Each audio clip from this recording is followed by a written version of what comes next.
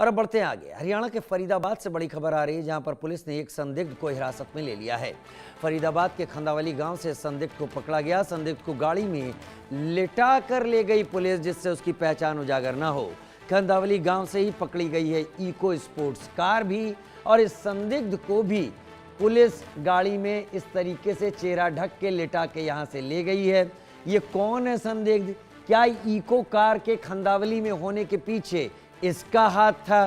क्या उमर ने इसको जिम्मेदारी दी थी इस गाड़ी को यहां छुपाए रखने की, या फिर और कोई कहानी है? जो भी हो, पुलिस जल्दी ही साफ करेगी, साझा करेगी कि इस शख्स के पीछे और दिल्ली ब्लास्ट के पीछे और चल रही जांच के पीछे क्या जो सिरे हैं वो आपस में जुड़ते हैं या फिर और कोई बात है।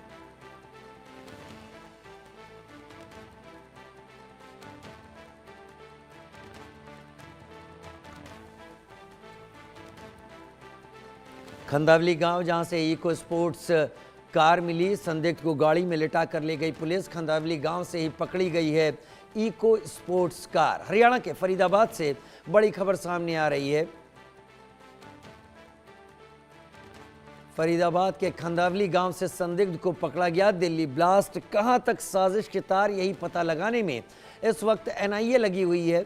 और ये इको स्पोर्ट्स कार जो लाल रंग की आप देख रहे हैं, ये खंदावली गांव में मिली। अब खंदावली गांव तक पहुंची कैसे, ये भी बड़ी बात है। क्या जिस शख्स को पुलिस ले गई, क्या उसने इसे यहां तक पहुंचाया? क्या उस शख्स का कोई कनेक्शन डॉक्टर उमर के साथ दिखाई पड़ रहा है? डॉक्टर उमर के बारे में माना जा रहा है कि वो मारा जा चुका है ब्लास्ट में, लेकिन फिर भी इस शख्स को ले जाने के पीछे का उद्देश्य क्या है? कौन हो सकता है? क्या ये खंदावली का है, फरीदाबाद का है, या फिर किसी और गांव का? इतने सारे सवाल हैं, लेकिन जांच एजेंसी अभी फिलहाल इन सवालों को सार्वजनिक नहीं करना चाहती।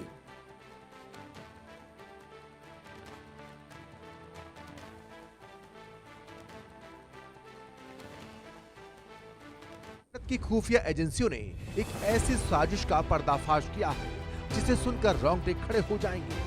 जैश ए मोहम्मद का खतरनाक प्लान शोबाए दावत पूरी तरह डिकोड हो चुका है। इसकी कमान भारत की महिला डॉक्टर शाहीन के हाथ में थी। ये आतंकी संगठन मसूद अजहर की बहन साहिदा अजहर चलाती है। इस संगठन का काम महिलाओं को जिहाद के लिए तैयार करना है। ऐसे में शाहीन को खास जिम्मेदारी मिली थी कि वो कट्टर सोच वाली लड़कियों को निशाना बनाए और उन्हें जैश से जोड़े। शोबाए दावत जैश का वो विभाग है जो नए रिक्रूट्स के दिमाग में गंदगी, नफरत या यूं कहें कि ब्रेन वॉश करता है।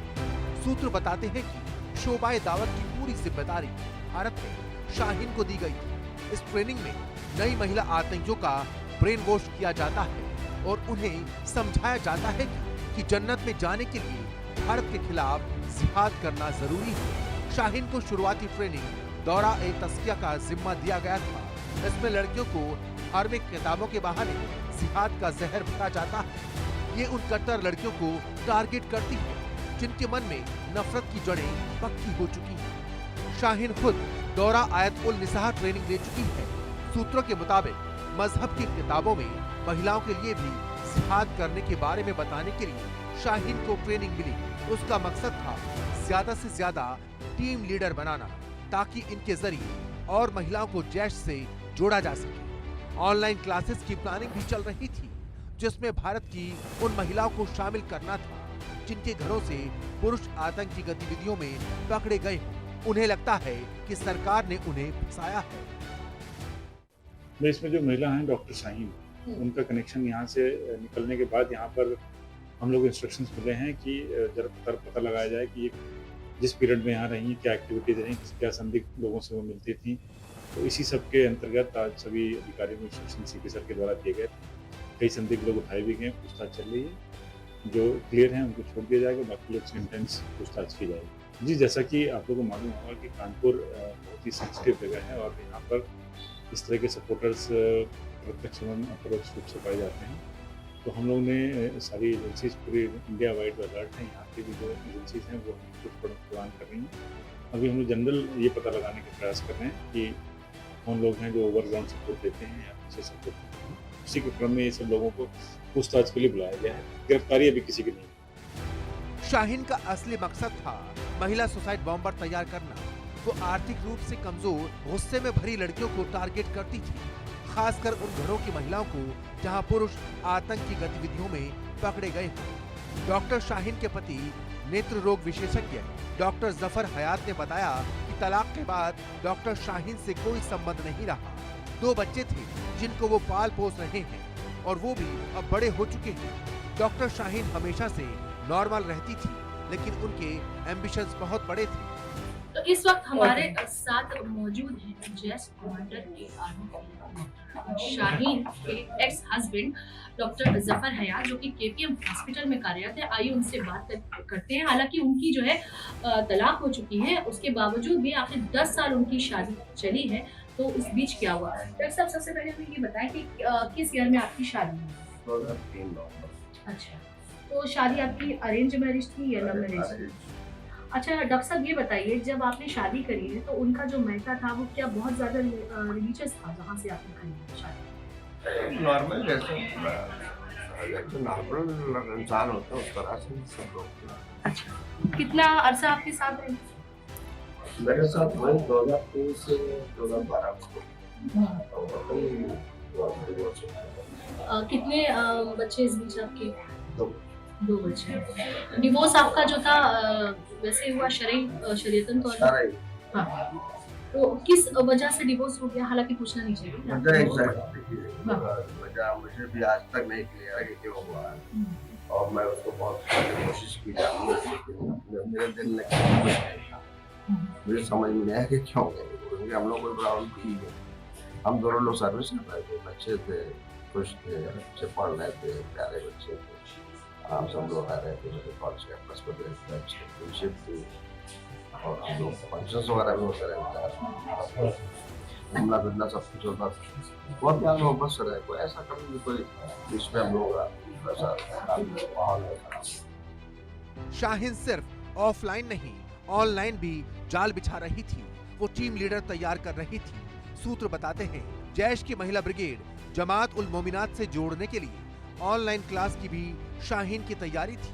हैरानी की बात यह है कि वो अपने आसपास की डॉक्टर्स और नर्सों को इसकी ट्रेनिंग में शामिल करने वाली थी। वो सीधे मसूद अजहर के भाई तलहा अल सैफ से संपर्क में थी। उसके पास भारत को बर्बाद करने का पूरा ब्लूप्रिंट था। कश्मीर से लेकर शहरों तक पढ़ी लिखी प्रोफेशनल महिलाओं को हथियार बनाना, डॉक्टर बनकर अस्पतालों में घुसना, नर्स बनकर इलाज के बहाने नुकसान पहुंचाना, ये सब उसके प्लान में शामिल था। लेकिन भारतीय एजेंसियों की सतर्कता ने साजिश को समय रहते पकड़ लिया और इस आतंकी साजिश को नाकाम कर दिया। मेरी मौजूदगी शाहीन के घर पर है, जहां पर कल से यूपी एटीएस और जम्मू कश्मीर पुलिस पूछताछ करके गई। लगभग 1 घंटे ये पूछताछ हुई। उसके बाद शाहीन के बड़े भाई की तरफ से, उनके पिताजी की तरफ से भी बयान कई सामने आए कि आखिर शाहीन की मौजूदगी शादी के बाद यहाँ पर नहीं थी, और इनको खुद मीडिया के माध्यम से ही पता चला कि आखिर शाहीन इतनी बड़ी ब्लास्ट में कहीं ना कहीं उसकी मौजूदगी रही, फरीदाबाद में उसकी जो गिरफ्तारी हुई। लेकिन शाहीन और परवेज को लेकर अब जो अटकलें लगाई जा रही थी, लगातार ये बातें कही जा रही थी कि फरीदाबाद में जो आरडीएक्स पकड़ा गया, इसके साथ साथ दिल्ली में जो ब्लास्ट हुआ, उसमें इन दोनों का पूरी तरीके से हाथ था, क्योंकि पाकिस्तानी कनेक्शन होने के साथ साथ शाहीन के बारे में साफ तरीके से ये बताया जा रहा था कि ये कहीं ना कहीं उस कनेक्शन में काफ़ी साल पहले आ चुकी थी, और वाइट कॉलर टेररिज्म की बात जो सामने रखी जा रही थी उसमें सबसे बड़ा हाथ इसका था। ये पूरी तरीके से एक नए गिरोह को तैयार कर रही थी, जिसमें वाइट कॉलर टेररिज्म देखने को मिल रहा था। और जिस तरीके से गिरफ्तारी हुई, गिरफ्तारी के बाद अब शाहीन और परवेज से पूरी तरीके से पूछताछ हो रही है, और पूछताछ में देखा जा रहा है कि आखिर